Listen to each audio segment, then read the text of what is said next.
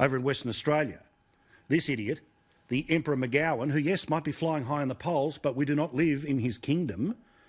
He's a bloke who is essentially running the secessionist argument about Western Australia because us people in WA don't want to deal with the rest of the country, despite the fact, of course, that he's from New South Wales, not from Western Australia, but, you know, facts.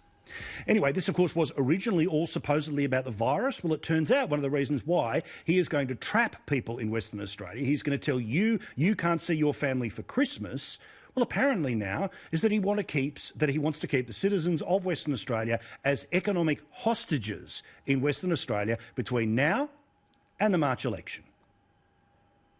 The other states want us to open the border so that West Australian tourists will flood east, not so that people from the east will come here.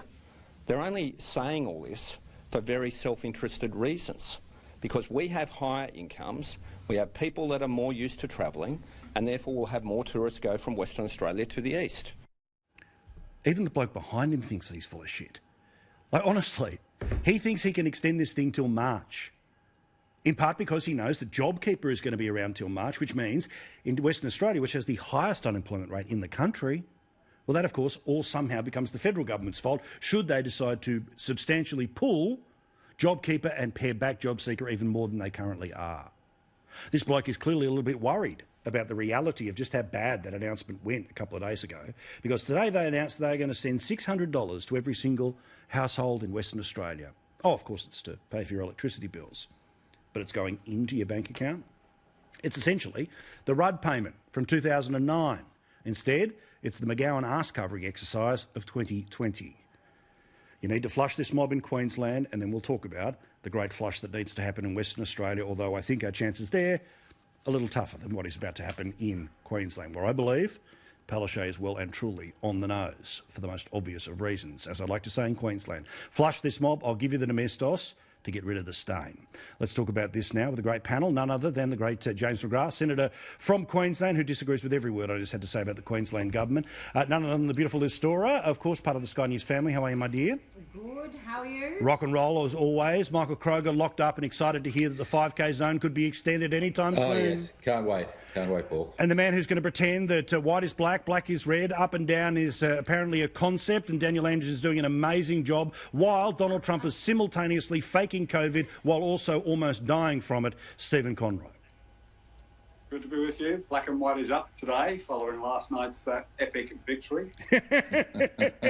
All right, let's talk here about the Deputy Premier of Queensland. One more reason to flush this mob. This bloke's the Health Minister, but this bloke is all politics. Just like he's all politics about the borders, he's all politics about the pandemic, and he decided it was time for him, within 2 hours of the President declaring that he was COVID positive, well, to put this bit of smart-arsery out there on Twitter, where he wrote, "Have you considered intravenous disinfectant?"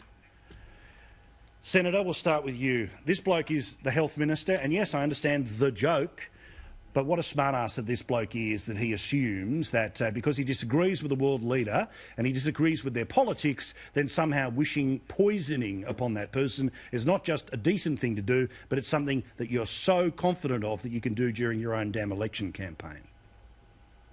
Stephen Miles is what I call a double flush. This guy is an embarrassment for Queensland. What I don't understand is that it's okay for the Health Minister to joke about someone having coronavirus, but it's not okay for a daughter to go to her dad's funeral. It's not okay for someone who has gone through brain surgery to get an exemption. So we've got these classic double standards here with Stephen Miles, that he'll joke around with the student politician that he is. He's got this political gravitas of a pumpkin, but what he's got to realise, he is the Health Minister and the Deputy Premier of a state. He holds a position of responsibility, and we all, love a good joke, but hang on, mate. Make some consistent decisions based on common sense rather than engaging in Twitter wars. This guy is there are more mature people in sandpits at a local kindergarten than you see with Stephen Miles. I'm just embarrassed for him, actually. Well, at least we get a little indication into how he truly views everything, which of course is politics. Here's what the idiot had to say a bit earlier this weekend. It certainly appears that I've kicked an internet's hornet's web, but I think everybody knows the context here. Everybody knows the quite outrageous things that Donald Trump has said throughout this pandemic. I think it was incredibly irresponsible of him to be making statements about supposed treatments that were unproven, about supposed vaccines that were unproven. What a dickhead.